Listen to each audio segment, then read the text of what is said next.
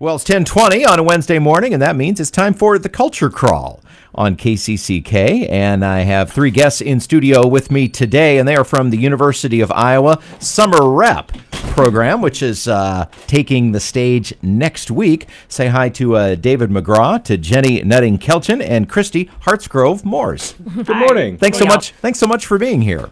Great to be. David, you're the executive director of the UI Summer Rep, and Jenny, you're the costume designer, yes. and the artistic director. You're the artistic director, Christy. No, I'm sorry. No, I'm Miss Prism in the Miss cast. Prism. Just Yes. got a promotion on You got the a air promotion. here. Yes. Yeah. Yes. Okay. Yes. That's charge that error to the host. So you perform the role of Miss Prism, but you are not a U of I student. No. And we'll talk about the role of the guest artist here as well. But David, tell me a little bit about the history of the Summer Rep program, how long it's been going on, and what's the aim of the program at the University of Iowa? Sure. So the University of Iowa has been producing summer theater since the 1930s.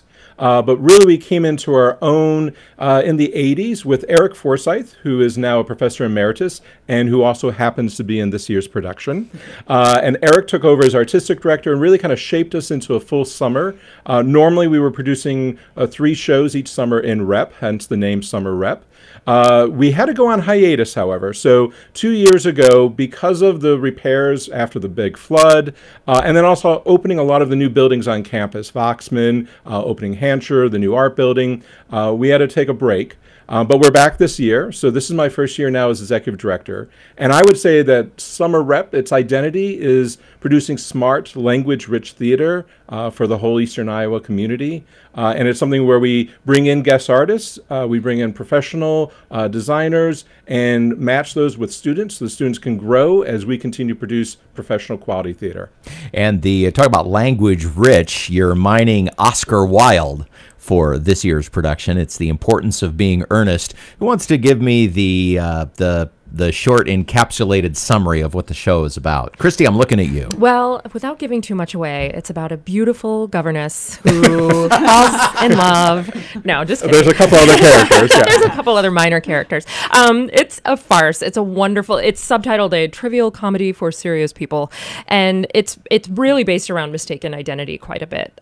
There's 2 young men who are best friends who have created certain identities so that they can go and have fun in the country or the city or wherever that may be without a lot of social implications. And unfortunately, this creates a hubbub once they truly fall in love. They get ensnared by their own lives. Indeed.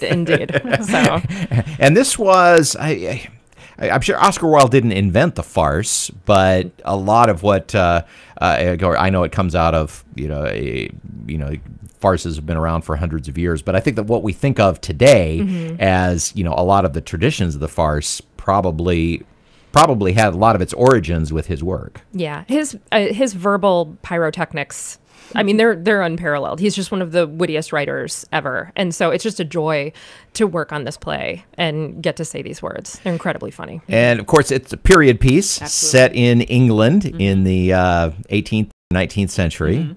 Of course, the university has a pretty rich costume bank, I'm sure, that you don't have to go, Jenny, you don't have to go searching too much. But as the costume designer, obviously you want them to dress as the period, but the costumes also say things about the characters. Absolutely. I think, we're somewhat faithful to the period with this. We're in 1895, London and in the country. So we're looking at sort of those silhouettes that you start with, but then we kind of layer on some fun things with character.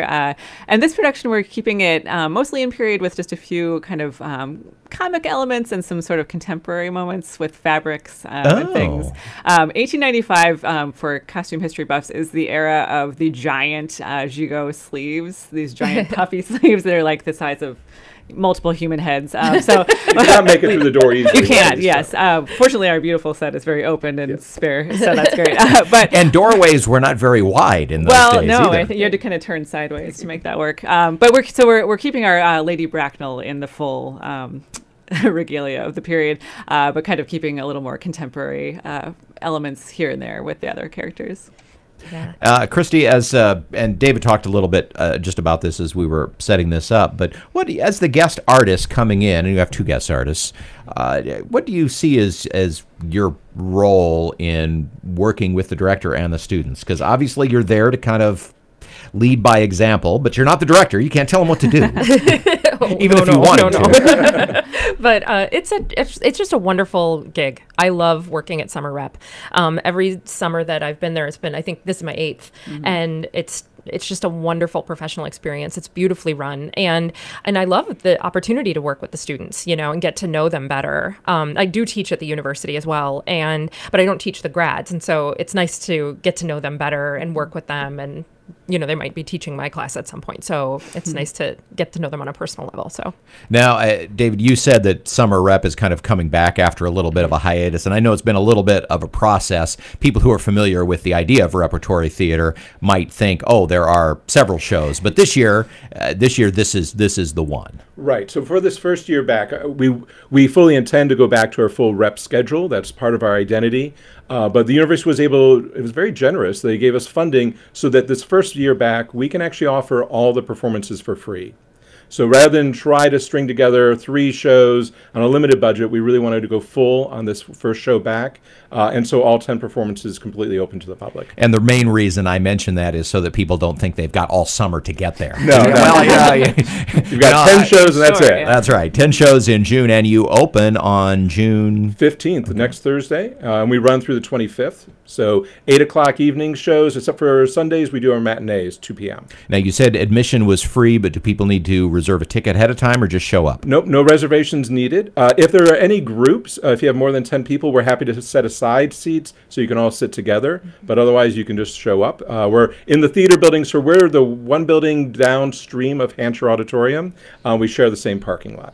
Okay, and then your building came back. Yes, we were kind of back right away within about 6 months. We didn't have to replace, but we've had to do a lot of infrastructure repairs over the years. So Sure. Well, the show is The Importance of Being Earnest, University of Iowa Summer Rep. If people want to find out more information, or they are bringing a group and need to contact, where are you on the web? Best to find us at iowasummerrep.com. You can also call 335-3906. David and Jenny and Christy, thanks so much for being here today. thank you, Dennis. Thanks so much.